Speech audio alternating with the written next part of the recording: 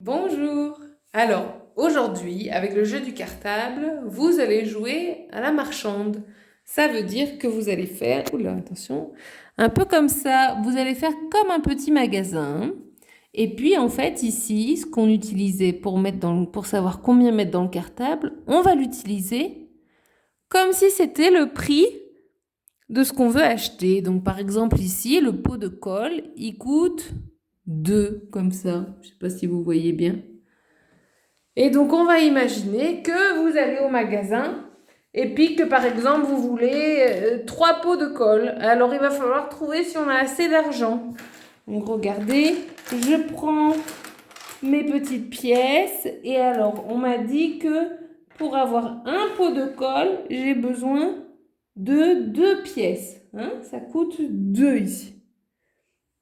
Alors, j'ai besoin de 2 pièces pour un pot de colle. Du coup, si je veux 2 pots de colle, je vais avoir besoin de encore 2 pièces. Mais moi, j'ai pas dit que je voulais 2 pots de colle. J'ai dit que je voulais 3 pots de colle. Donc, je vais encore rajouter 2 pièces.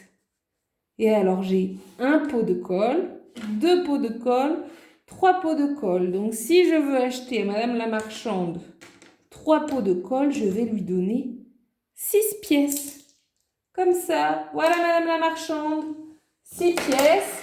Et je prends un pot de colle, 2 pots de colle, 3 pots de colle.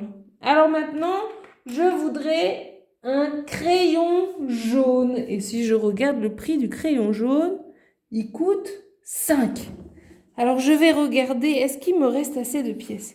Il me reste 1, 2, 3, 4 pièces. Ah, j'ai pas assez pour acheter un crayon jaune. Alors par contre, qu'est-ce que je peux acheter? On regarde? Qu'est-ce qui coûte moins que le crayon jaune? Les ciseaux, ça coûte autant, donc je ne peux pas. Mais je vois des choses qui coûtent 4. Je peux avoir un crayon vert, un pinceau qui coûte 4, ou bien aussi une gomme qui coûte 4.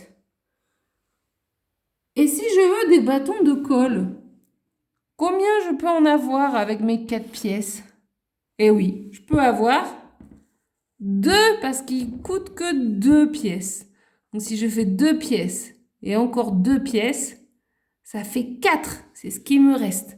Je peux donc acheter 2 bâtons de colle ou bien un crayon vert ou bien un pinceau ou bien une gomme.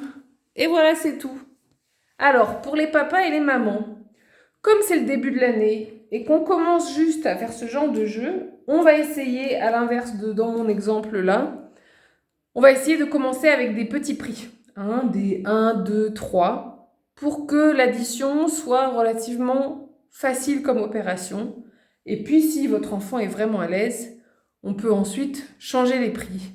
Donc, si vos petites étiquettes, elles sont sur des nombres assez hauts, parce que pour les grandes sections, j'ai mis en général des nombres un peu plus hauts, vous pouvez voilà, réécrire simplement les prix pour rendre le jeu possible.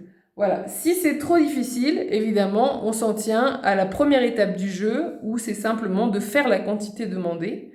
Mais je sais que dans la classe de grande section, il y a des élèves qui ont très envie de faire des maths et qui ont très envie de commencer à faire des additions et tout ça. Donc voilà.